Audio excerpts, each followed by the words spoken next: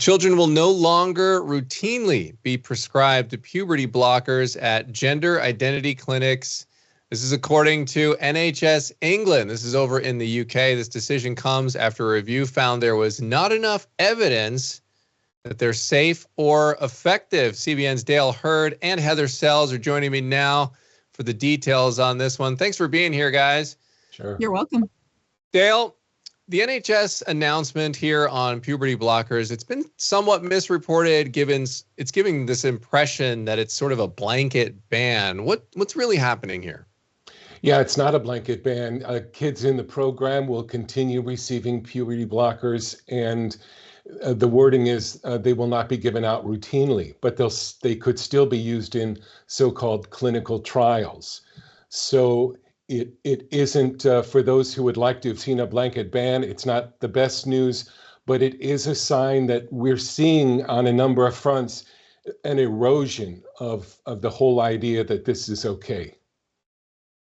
What are the WPATH files, and how has the leak of these files rocked the so-called transgender health movement? Well, it's had some saying that this is the beginning of the end, and it may be, but it's probably going to be a long end, if you know what I mean. It could be the beginning of the end. But these were files from the leading organization, I would say, in transgender health, the World Professional Association of Transgender Health. I had to actually read that. It's so long I couldn't remember.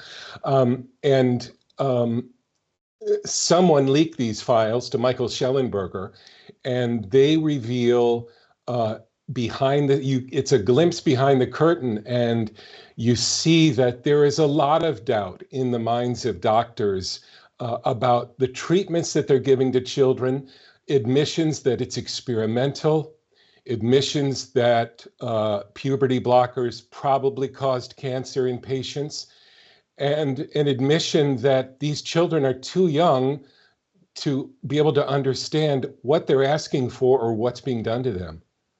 Yeah, interesting that this is happening in the UK too, because they're usually ahead of us on these sorts of things, it seems, and then we follow these trends, and now they're reversing course and going in this other direction. So we'll get into that in a minute on what that means for here. But is this gender healthcare movement that has sort of pushed these puberty blockers and surgeries, do you think this is sort of a beginning of that reversal? Yes. But the problem is, I think, I mean, the WPATH files show that there's not a scientific basis. There's not a medical basis for these treatments. But in my opinion, that's not what is underpinning these. What is underpinning this whole movement is ideology and sexual politics, and that remains. And I think they're going to, no matter what is revealed, they're going to keep pushing. They want to continue doing this, at least on some level, to kids. Yeah, and in that, the WPATH there, they actually responded to CBN News when we published an article about this recently, and they basically likened anyone who disagrees with this to flat earthers and things of that nature. It was very strong rhetoric coming from them. Interesting to see them reaching out and aggressive on different articles, including ones that we published. So Heather, I want to turn to you here. How are these puberty blockers being used, and how many of the kids in the U.S. are prescribed them right now? It's one of the wildest movements I've ever covered, Dan. It's when you consider in 2007, there were no gender pediatric clinics in the US, and now there are over 100.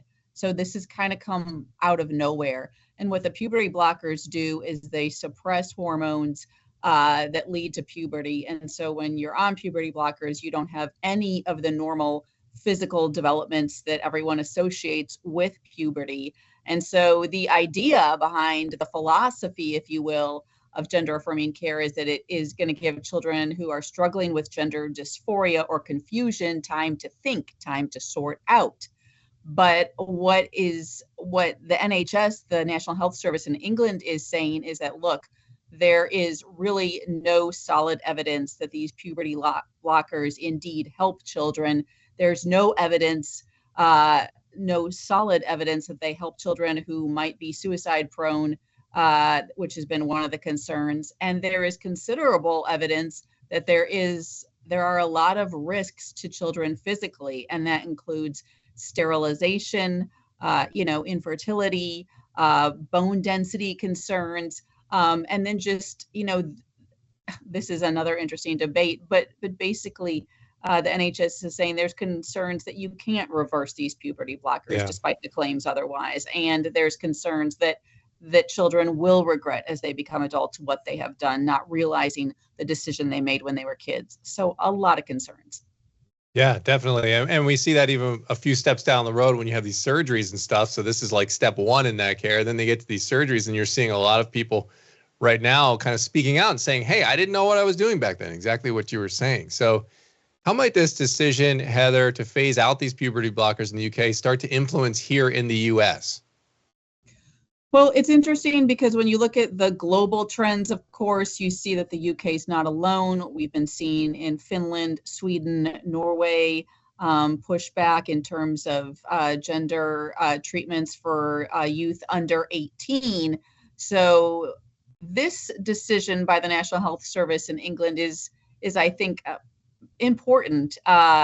England's an important country, and they're making a very even though it's not 100% ban, they really are making a statement saying this is not going to be routine care anymore. So at the same time, you have the US, which tends to be isolated, insulated, if you will, with respect to some of the transgender politics around the world. And so far, we're not hearing a lot, and I would be, shocked if, it's not like President Biden or anyone like that's going to come out and make a statement on this right now. But I do think it's going to be influential, and I think it could be a turning point. So I think there's a lot of people who've had concerns about transgender medicine for kids, thinking that this decision is really significant. Yeah, and so, one of the things that led to the review here in the UK was this quick and sharp rise to all these referrals to the they call it there the GIDS, GIDS, a Gender Identity Development Service. And so before 2022, they were getting about only a couple hundred per year of these referrals. And then in 2022, they had 5,000 of these referrals, just seemingly all of a sudden overnight. And so what are we seeing here in the US? I mean, is it growing here as well? Yes, it's been a similar trajectory in the US. Right now, America First is saying that 1.6 million people 13 and over identify as transgender, and about 300,000 of those are youth ages 13 to 17. So that's hundreds of thousands of youth who are identifying as transgender. And we also know that the number of kids using puberty blockers or cross-sex hormones in the US doubled within a period of 5 years. So that was from 2017 to 2021. So we are seeing a rapid increase in the US, and I think that is why we are now starting to see a lot of pushback. We're seeing over 20 states that have put some kind of ban or limit on transgender medicine for youth. And we're seeing it in the sports arena. And we're also seeing lawsuits filed by a number of these children who are now adults saying, look what you did to me. So the pendulum is starting to swing. All right. Well, definitely worth keeping an eye on here, as obviously this is a massive issue. And the UK, like you said, Heather, obviously this is a big move from a country, even though it's not a full ban. It's certainly a step in the opposite direction that most of the narratives and the popular narratives here in America are how they're going on this particular issue. So Dale Hurd, Heather Sells, thanks so much for spending a few minutes here to break it all down. Hey, you're welcome, Dan. You're welcome.